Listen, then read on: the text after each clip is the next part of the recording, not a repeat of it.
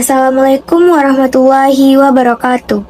Perkenalkan, saya Salwa dengan NIM 2500041 selaku moderator kelompok 10 ingin mempresentasikan hasil diskusi kami, yaitu tes artikel ilmiah. Sebelumnya, saya sangat berterima kasih kepada dosen pengampu, Ibunda Profesor Dr. Hajjah Hasnafaizah ARMH, selaku dosen pembimbing kami dalam tugas PPT dan video kali ini. Sebelum presentasi dimulai, saya akan memperkenalkan anggota kelompok saya terlebih dahulu. Dengan saya sendiri, Salwa, dengan NIM 2500041. Selanjutnya ada Salma Putri dengan NIM 2500039. Selanjutnya Salsabila Putri dengan NIM 2500040. Selanjutnya Septi Salsabila dengan NIM 2500042. Berikut penjelasan materi yang akan disampaikan oleh teman saya.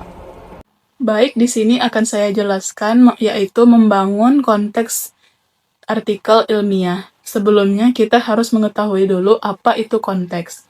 Jadi konteks berarti latar belakang atau situasi yang melandasi penelitian atau penulisan tersebut. Fungsinya untuk menjelaskan mengapa penelitian dilakukan, apa masalah yang ada, dan bagaimana penelitian ini relevan dengan bidang ilmu terkait. Jadi, artikel ilmiah adalah tulisan yang disusun secara sistematis berdasarkan hasil penelitian atau kajian ilmiah, kemudian dipublikasikan dalam jurnal, proceeding, atau media akademik lainnya. Jadi, umumnya penulisan artikel ilmiah ini biasanya 10-15 halaman. Artikel dapat dibagi menjadi dua jenis, yaitu yang pertama, artikel dari hasil penelitian. Jadi, jenis artikel ini diambil dari penelitian yang sudah ditulis sebelumnya. Jurnal ilmiah umumnya banyak mengambil artikel dari hasil penelitian. Ciri-ciri dari artikel ini ialah menyajikan hasil penelitian dengan ringkas dan jelas. Misalnya, pada bagian metode penelitian ditulis dalam satu bab khusus. Demikian juga landasan teoretis diambil teori-teori yang benar-benar saja, yang penting atau langsung berkaitan dengan persoalan yang sedang dikaji. Artikel dari hasil penelitian disusun dengan struktur sebagai berikut. Yang pertama, judul artikel. Yang kedua, nama penulis. Yang ketiga, abstrak dan kata kunci, umumnya menggunakan bahasa Indonesia atau bahasa Inggris.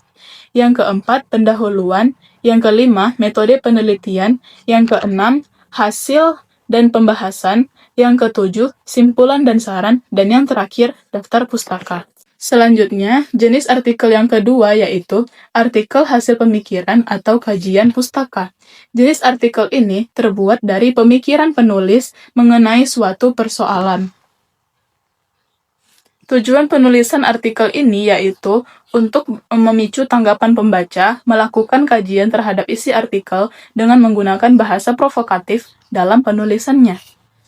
Ciri-cirinya yaitu berusaha menyediakan jalan diskusi, berargumentasi, beranalisis antara pemikiran ahli dengan pemerhati ilmu tertentu.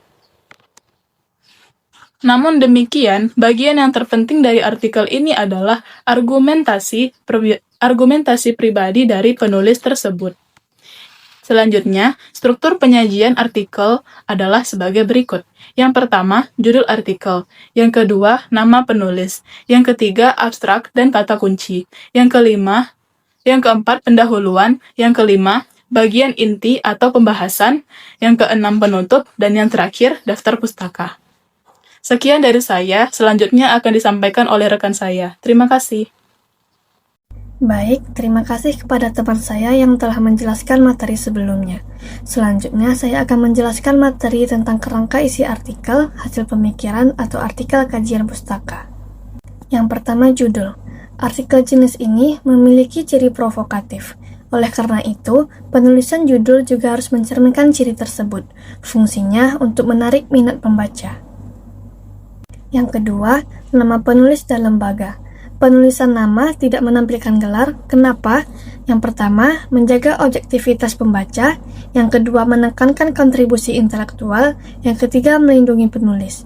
Tidak mencantumkan gelar mencegah penulis merasa malu jika kualitas karyanya di bawah standar. Dan sebaliknya, pembaca tidak boleh meremehkan karya penulis bergerak lebih rendah. 3. Abstrak dan kata kunci. Abstrak merupakan bagian strategis untuk menarik minat pembaca karena akan menampilkan keseluruhan informasi di dalam artikel. Yang keempat, pendahuluan. Bagian ini menyajikan pengantar pemahaman tentang latar belakang masalah yang diangkat menjadi artikel. Selanjutnya bagian inti atau pembahasan. Penyajian dapat dituangkan dengan menyampaikan pendapat, pembandingan, dan gabungan keduanya. Analisis yang dibuat juga harus berurutan agar pembaca juga mudah memahaminya. Selanjutnya penutup. Bagian ini menyimpulkan secara umum mengenai iuran-iuran yang sudah dipaparkan. Selain menyimpulkan pembahasan, bagian ini juga menyampaikan saran dari penulis. Dan yang terakhir, daftar rujukan atau daftar pustaka. Bagian ini menyantumkan sumber yang dirujuk atau teori-teori ahli yang digunakan. Sekian penjelasan dari saya, selanjutnya saya akan serahkan kepada teman saya. Terima kasih kepada rekan saya sebelumnya, yaitu Salsabila Putri Adiera yang telah menjelaskan materi sebelumnya. Kemudian saya akan membahas mengenai hubungan genre makro pada teks artikel ilmiah. Sebagai genre makro, teks ilmiah ini mempunyai unsur-unsur. Yang pertama ada struktur, yang kedua ada makro, yang ketiga ada fungsi retoris. Terdapat 7 bagian. Yang pertama itu ada struktur abstrak.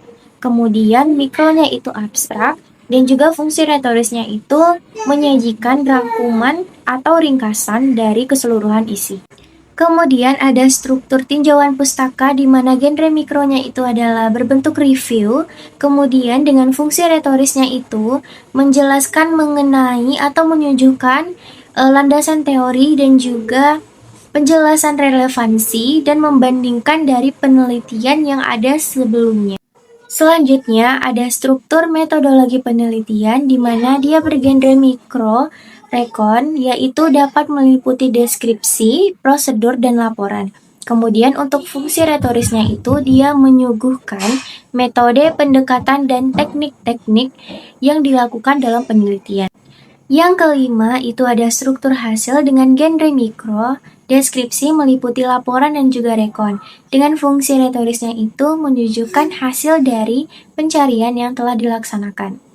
Yang terakhir ada struktur simpulan di mana genre mikronya ini berbentuk eksposisi meliputi deskripsi, kemudian fungsi retorisnya ini menunjukkan penjelasan mengenai pokok kajian yang disampaikan pada pembahasan sebelumnya dari awal sampai akhir, dan juga disertai saran kepada pembaca dan juga peneliti selanjutnya.